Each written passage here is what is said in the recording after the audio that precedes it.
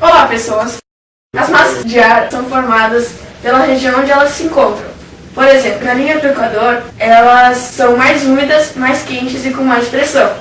Agora, no Polo Sul, elas têm baixa temperatura, baixa pressão e baixa umidade.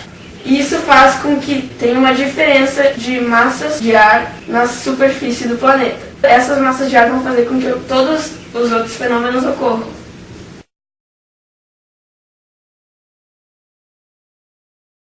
Nós sabemos que quando uma massa de ar é mais quente, ela tem tendência a subir e, consequentemente, as frias vão descer.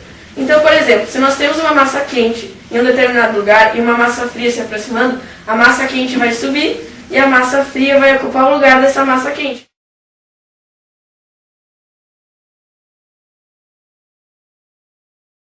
Às vezes, quando essas massas de ar quentes e frias se chocam, elas acabam formando, por exemplo, vem uma massa de ar fria desse lado e uma quente desse lado.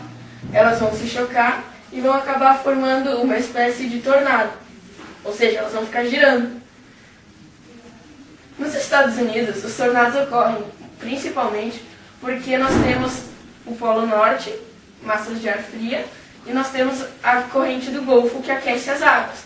Ou seja, ali vai acontecer um choque de massas de ar. E isso vai ocasionar muitos tornados, como o Katrina e o Isaac, e entre outros. Esses ventos cuneiformes, eles recebem diferentes nomes, como os que nós vamos ver agora. Os ciclones, eles normalmente acontecem em regiões tropicais ou subtropicais, e os seus ventos normalmente superam 50 km por hora. Os ventos que ocorrem nos Estados Unidos e no parte do Mar do Caribe, eles recebem o nome de furacões. Eles normalmente ultrapassam os 200 km por hora e eles têm de 200 a 400 metros quadrados de diâmetro. Um tufão, ele tem basicamente as mesmas características do furacão, só que ele ocorre no sul da Ásia e na parte do Oceano Índico. O tornado também ocorre no hemisfério norte, só que ele é muito mais devastador e forte, porque seus ventos chegam até 500 km por hora.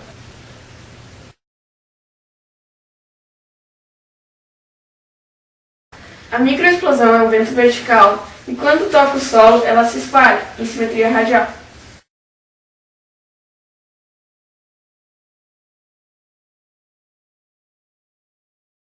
Os vendavais, eles acontecem quando tem uma grande massa de ar numa zona de alta pressão e ela vai se locomover muito rapidamente para uma zona de baixa pressão. Então, por exemplo, se nós temos uma zona de alta pressão e uma zona de baixa pressão, a massa de ar que está na zona de alta pressão ela vai se mover para a zona de baixa pressão, ocasionando um vento muito forte. A nuvem é uma massa de ar quente que condensou na estratosfera.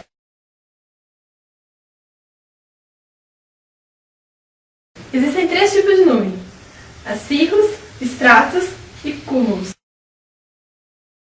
A cirrus é a primeira a se formar em uma frente. Ela é a mais alta e ela é formada por cristais de gelo. A estratos é uma nuvem cinzenta que costuma encobrir o Sol ou a Lua, e ela provoca chuvisco. A cúmulos é uma nuvem branca com contornos bem definidos e a base horizontal. É formada por gotículas de água. Existem 3 tipos de formação de chuva.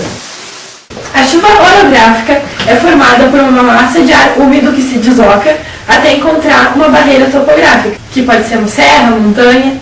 Então essa massa de ar é forçada a se elevar, o que ocorre é a condensação da água, ocasionando a chuva. As chuvas orográficas têm características de ter pequena intensidade e longa duração.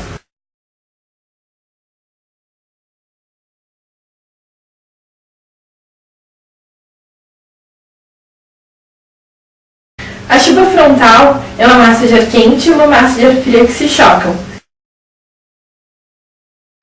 A chuva convectiva desenvolve quando há uma elevada temperatura e grande evaporação.